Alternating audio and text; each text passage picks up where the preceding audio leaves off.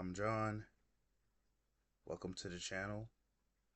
While you're here, I'd ask for you guys to like the video and subscribe, as today we are going to rank all of the BMW models on a tier list. This video is as of 2025, so we will include all the models in the range that are for sale. Uh, Disclaimer, I know I didn't put the individual i5 and i4, so we're just going to generally cover them under the 4 Series and 5 Series moniker, as I believe those vehicles are pretty similar. Let me know if you guys like this video topic in particular, and I'll go ahead and make an M version of this. But right now we're just talking mostly about the regular models, and we'll take it from here. Alright, so starting off first, we have the X1. I'm going to put the X1 in C tier. The new X1, as is the case with all new BMW models, comes with the updated iDrive system, the big one, the big screen, big two screens really.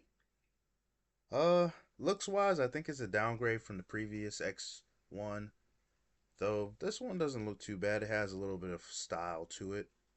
I don't think it's a horrible car. I'm sure it drives fine. I'm gonna try not to show too much of a bias towards SUVs, or rather coupes and sedans, as I'm more of an enthusiast, so I'm not really a fan of SUVs. I'll try to be as objective as possible. I think overall this is a C tier kind of vehicle. It's okay. It's certainly not the worst they make. Um, Coming up though, the X2. Yeah, this one's going in D tier. My issue with the X2 is this car makes no sense. Most coupe SUVs make no sense. I mean, you get less practicality, which most people get SUVs because of the practicality, but you cut the practicality by more than half, right? You still have the dynamics of an SUV, so it's not going to be the best handling car while also not being the most practical. But the SUV cost of gas, insurance, and the ride height, I guess, is a plus for some people. But if you're gonna go for a BMW SUV, this is not the one, or rather an SAV. Next up, we have the BMW X3. Now, I think the new X3 is a significant downgrade in terms of looks compared to the previous gen. Um, Not much else to say much than that. The top trim, I think that's the M50. Gets a updated version of the B58, pushing pretty good power. I heard there's going to be an i3 that comes out, so I'm curious to see how that stacks up. Um, Overall, I think the new X3 is an okay vehicle. It's just a bigger X1 in my eyes. I know it's not technically. I mean, you can get an X3 rear-wheel drive, and the X1 isn't. I believe it's sharing the mini platform, so you know it's more closer to a BMW ethos vehicle than the X1. But in a pinch, eh, if you need a little bit more leg room, I say go for the X3. I think it's a solid car, right? It's definitely good for hauling around family members, kids, putting their stuff in the back. Want to go on a nice, decent road trip? I'd recommend it. Now, next we have the X4. And as you can guess, the X4 is going in D tier. I mean, what more can I say? Everything I said about the X2 is like the X4. The X4 is a little bit bigger, so you get a little bit more practicality. I'm honestly not sure if you can get it in rear-wheel drive. I like to think you can since it's based on the X3. But I mean, come on, man. I mean, this car is just, this is hard to look at. I mean, there are people that enjoy it though. I won't understand their deposition, but hey, BMW has to sell different types of models to make profit, and it's not just curated towards my personal taste. So, people buy it. Now, next, we got the X5. I'm going to actually put the S5 in B tier. Now, the BMW X5 is a jack of trades kind of car. I think it's probably the best SUV they sell due to the fact that it comes available with the V8. It's just as practical as anyone you'll find here. Uh, some of these X5s can be had with third row seating. I'm not sure if that's true of this particular gen. I know the E70 did used to have third row seating, and the E70 Christmas commercials almost got me into is what got me into BMW so much. Um, but yeah, the X5 from a logistical standpoint, it's cheaper than the X6, and on the used market, these actually don't hold their value as well as you would think. Like these drop. So you see a lot of soccer moms. Where I live, you see a lot of Range Rovers, X5s. They're all very common in the DC suburbs, so but for good reason. You know, you get the B40, you get the B58, not the B48, sorry. No. You get the B58 as a base level engine option in the X5, which is a pretty good starting point. For the money, it's really good in its class. I mean, it's really hard to argue. You got a lot of space, good standard tech and features, and relatively reliable car, and a good bang for your buck, especially on the used market. Now we got the X6. I'm going to put the X6 also in D tier for the same reason I put the X2, the X4. I mean, this car is just, again, very hard looking, not in a good way. It's, you know, it's not necessarily something I'm going to stop at, maybe take a picture and pretend. Nah, I don't really like the way this car looks. Now, on top of that, again, it suffers from the problem of being a coupe that's stuck in an SUV body. So you have the coupe styling with the window line, which looks fine, similar to an 8 Series Grand Coupe. But then you look and it's a big body. I mean, these cars will still handle well compared to their, you know, competitors. But I mean, an SUV is an SUV. No matter who's tuning it, it's still going to handle like a SUV. You want a coupe, just buy a coupe. BMW makes plenty of them. Now, next, we're going to rank the BMW X7. BMW's version on the Escalade. I'm going to put this on the B tier. The X7 is hideous, right? Don't get it twisted. I think that car is extremely hideous. But, I mean, it's just, I mean, this car's just got presence. I mean, you see one of these behind you, you instantly know what's behind you. I mean, there's no doubt about it. Yeah, man. I mean, with the 7 series and the X7, I mean, these cars have presence. Now, in the case of the X7, I believe the pre LCI looks way better, but this car, at least in the LCI form, is just it's got presence, you know. It's a big car. It's pretty similar to an X5 and a lot of the features you can get. This one's just in a bigger variety. I mean, this is essentially BMW's take on the Escalade type of vehicle. And for that, I have to give it a B tier rating, you know. Now, unfortunately, for the next vehicle, the BMW XM, I have to put it in D tier. I mean, I feel like there are a couple things BMW did wrong with this car. I mean, I think they were chasing Lambo Urus kind of vibes with this thing, but they made this way too expensive. It was way too expensive, and it was only available in the M variant. I wonder why BMW named it the it named BMW named this car the XM. They did not name it the X8M, which I think would have tied it in better to their lineage of X cars. And, you know, the performance is crazy. I mean, I remember watching the Doug DeMuro video when this came out, and I was thinking to myself, wow, what a car. If only it wasn't so hideous. I wonder if this was one of the cars where BMW basically wanted to flex its engineering prowess more so about sales. I'm sure they wanted to sell this car in good numbers, but I mean, how could they think it would sell? I mean, it was very expensive. a very niche clientele when the X5M basically is the same car minus the electric motor and it's better.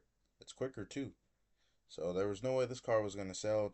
It's practical for an SUV standpoint, but it's not practical for an actual buyer, especially a brand new buyer. I'd say wait until these hit CPO status. Once they hit CPO status, they're gonna be worth their weight in gold. I mean, I've seen a couple of them on Auto Trader, and the values on them were crazy. Matter of fact, let's check on them right now. I mean, guys, look at this. I looked at Auto Trader right here. I mean, considering what they sold at MSRP, this is actually not that bad. This gets it actually in closer to what I thought it might be. And these are new models. What if I instead of relevance, let's do lowest price. What can we find here?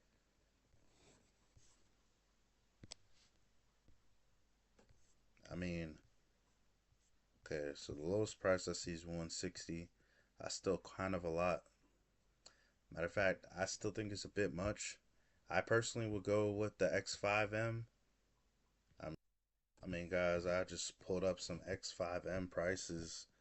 I mean, I mean that one has pretty high mileage, but I mean you can get a decently used X5M for not that much. I mean, look at this one right here. This one is a competition with 16,000 miles. You can get that for a little over 104,000 with fees and stuff. It's probably going to get you to about 112, maybe 120 at the most with destination and shipping. I mean, that's not that bad. I mean, you see it here. But I can't make the decision for you guys. It's going to have to be you. However, this is my tier list, and based on what I see, I'll have to give the next car here. The 2 Series Coupe. Let's make an important distinction, guys. This is a 2 Series Coupe. I'm going to put this in S tier. This is our first S tier car. Now, all the trims of the 2 Series Coupe are fine, but if you're asking me, I think the M240i for enthusiasts, and well, really mostly for enthusiasts, is the car to be had. M2, if you're young like me and under 25, insurance is going to kill you. It's not even worth attempting to get. You could probably afford the price of the car, the monthly payments, if you put a decent payment down, but that insurance cost is going to be crazy. But the B58 is very reliable. You know, if you get it new or pre owned, certified pre owned, I should say, you're not really risking anything. These cars are at most what they came out in 2022 with this design, so these cars at most are only really 3 years old, so they're not even that old. I've heard rumors of the M2 variant gonna be available with X Drive in 2027. We'll wait and see. I'm personally waiting to see if they will put the mile 48 volt battery in the 2 Series. If they do it, I'll buy one. I'm not gonna lie, guys. To me personally, I think this car is very similar. You know, I personally own a BMW E92.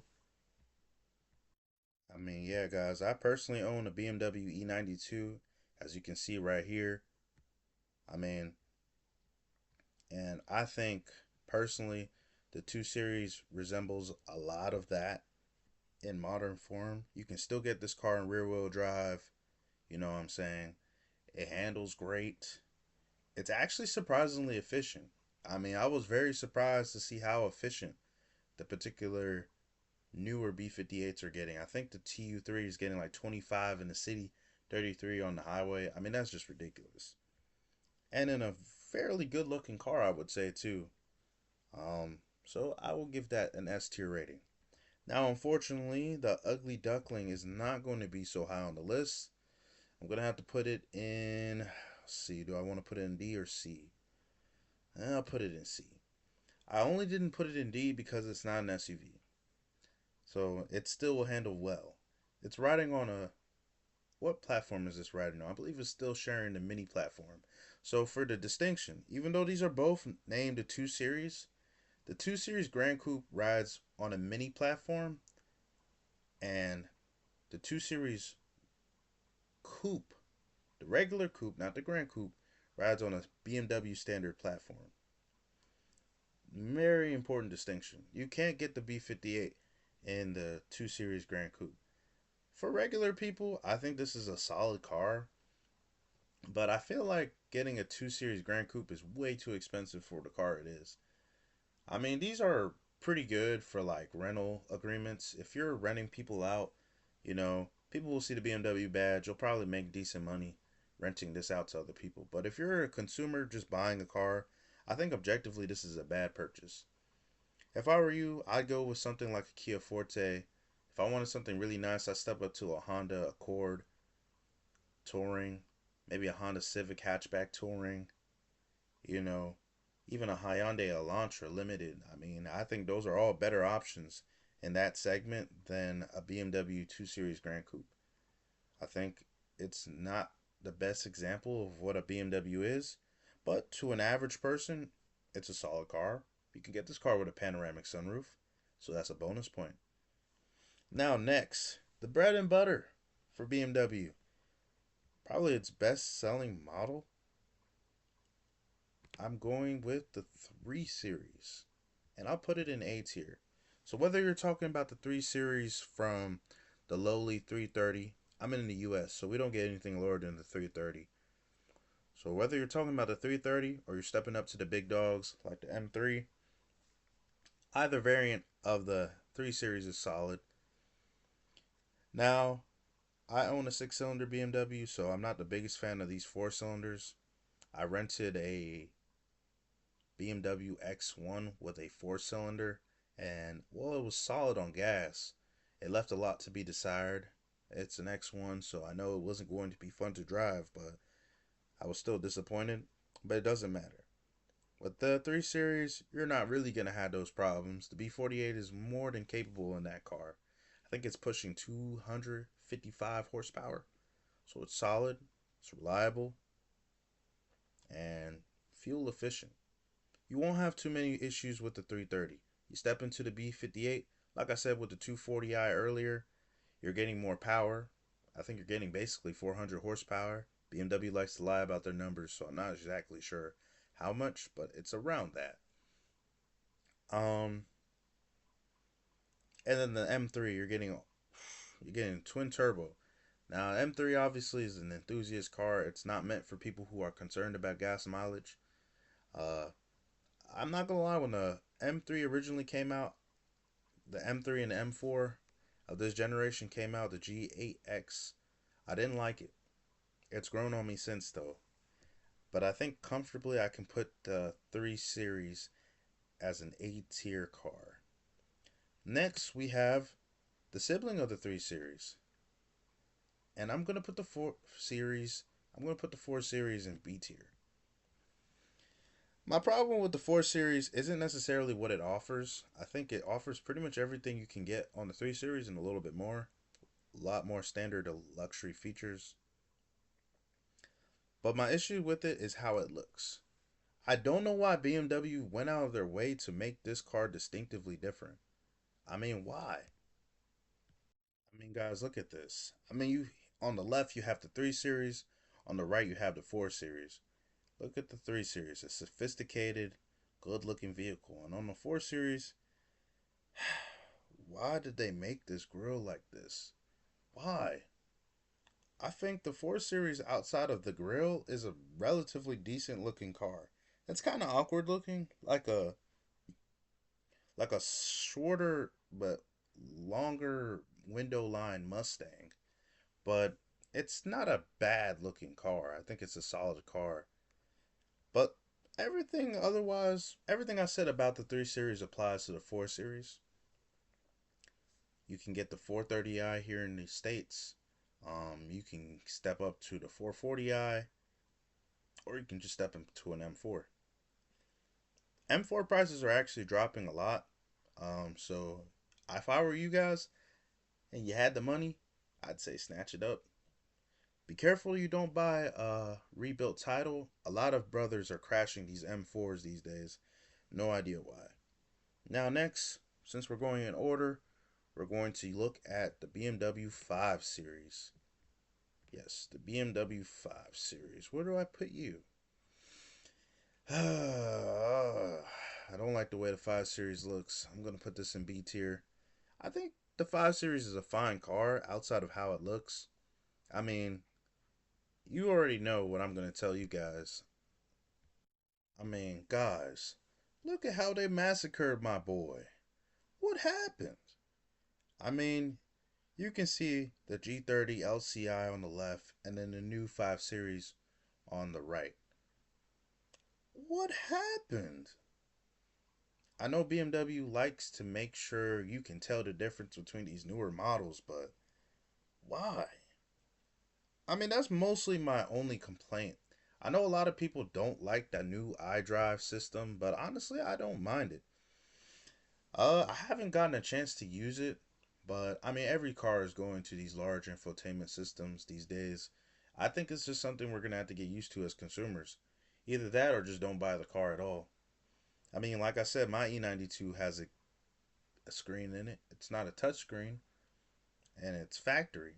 So, I mean, they've been trying to push this for a while, and it's sticking. Honestly, I don't mind because BMW's iDrive has been mostly pretty good. As far as I know, CarPlay is now wireless, Android Auto. I think they still have built in navigation and a lot of other stuff, so it's not too bad. Now, next, we have the 7 Series. 7 Series, for me, is going in A tier. And I'll tell you why. No, it is not because of the looks, because if we're being honest, that car is not great looking. But the reason I put the 7 Series in A tier is because value wise, especially on the used market, this is a great buy. It's a smart buy, it's a good flex. You know, you'll see a lot of Mercedes S classes, especially the older gens, driving around. People want to flex. You know, if you really want to flex and you really look like a baller and stand out a little bit, just get a 7 Series. They're not as common. At least where I live, they're not as common. Like I said, I live in Maryland, not too far from DC, and I I see it all. I mean, I've seen a BMW XM on the road. I've seen M4s, M5s. You know what I'm saying? I've even seen an M760i, which is rare and doesn't come in this new gen of 7 Series. But the 7 Series is a pretty good buy. This new 7 Series is pretty expensive. It's not depreciating yet. So I'd say hold on. But a CPO is not a bad buy. I think a CPO is a solid buy for that car. Honestly, it really boils down to what you want. And I think this exemplifies baller status while still being a car that handles well. It handles well.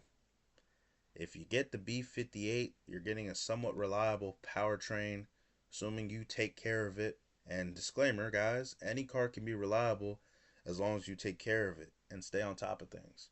Though, with that being said, as a BMW fanatic myself, I'd be lying if I told you these cars are as reliable as early 2000s Toyotas. That's just not true. They're BMWs, obviously. So, but if you take good care of them, they shouldn't leave you stranded. So you got to stay on top of everything. But yes, baller status, 7 Series, and like I said, the car has presence. I don't like the way it looks, but you know what it is when it gets behind you. Now, next on our tier list, we have the 8 Series, which is my second S tier car. For all the same reasons I love the 2 Series, the 8 Series is similar. Whether you get it in the convertible, the coupe, the Grand Coupe, it's a fine looking car. Probably the best looking car BMW was making because, if I'm not mistaken, they discontinued production from 2026 last year to get the M8 or regular 8 Series brand new, I think. And that's fine. I'll be watching the market. Matter of fact, let me check on it right now. Wow, guys, I had to check on Auto Trader here, and the cheapest one I found was this particular 8 Series. It's a regular M850i xDrive with the 4.4 liter V8 turbo charge. It's a twin turbo, I believe.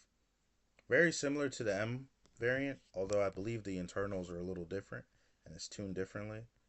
But wow, this car is actually not all that bad. So guys, I mean, 60K car for what probably brand new was what? We're talking over 130 for a decently spec one. That's not bad. I mean, when you look at the features you get with the car, Apple CarPlay, all the driver tech and safety features, I mean, it's a no wonder. These things are still dropping in value. Like, you can pick one up, no questions asked. And these are all certified pre-owned. So you're picking a certified pre-owned high performance BMW for less than 60 grand. That's going to be reliable. The N63 TU3, which is the newest engine that's put in these, is reliable. They have been known to have coolant leaks in the past and all sorts of trouble with the older regular 550i's, the 650i's in the old 6 series and the older 5 series. But they've been steadily tuning it, and now it's fairly reliable. Though, if I were you guys, I would personally not buy that car out of warranty, but that's just me. And then last but not least, our final S tier car is the BMW Z4. What is there not to love about this car? I love the BMW Z4. It's such a good looking car, guys. I mean, it's good looking. Obviously, it's not practical, but if you own a car like this, you probably own another car. So that's not the point of a car like this. The point of a car like this is to be a driver car, the ultimate driving machine. You're connected to the road. It feels good when you drive it. You are actively looking forward to your commute when you step into a vehicle like this. I mean, miles per gallon isn't even a thing. I mean, like I said, the new B53 is getting over 23 miles per gallon in the city, which is pretty good, and over 30 on the highway, which is really stupidly good for a 400 horsepower turbo 6 cylinder. That's not bad at all. That's not too shabby. If I were you guys, I'd pick a Z4 instantly. But unfortunately, I'm a broke college kid, so that's not going to happen anytime soon. However, I mean, I mean, the body lines on the Z4 are so nice, man. It's styled pretty. It's a great car to drive. And honestly, it's the only pure rear-wheel drive sports car you can really get from BMW these days, if I'm not mistaken. I know you can technically get other cars in rear-wheel drive from BMW, but that's the only one where there's no xDrive at all. But you know, it is a Z4 and not a Mustang, so there's no reason you should be crashing at car meets. Should be fine. But that is it, guys. That is our ranking of all the new and current BMW models. I think I ranked these pretty fairly and objectively to my heart's desire, but as well as being objectively honest, because again, enthusiasts are not going to see cars the exact same way as your everyday people. Duh. But I think objectively I did a good job considering both biasness and overall ranking them based on how I think they appear and how they are as cars. Anyway, guys, if you liked the video, please drop a like, subscribe, comment down below if you agree with my rankings, and I'll see you on the next one. Let me know if you guys like this type of style of video. I've got a lot more rankings I can do, so please let me know, and I'll see you guys on the next one. Love you guys. Stay safe now.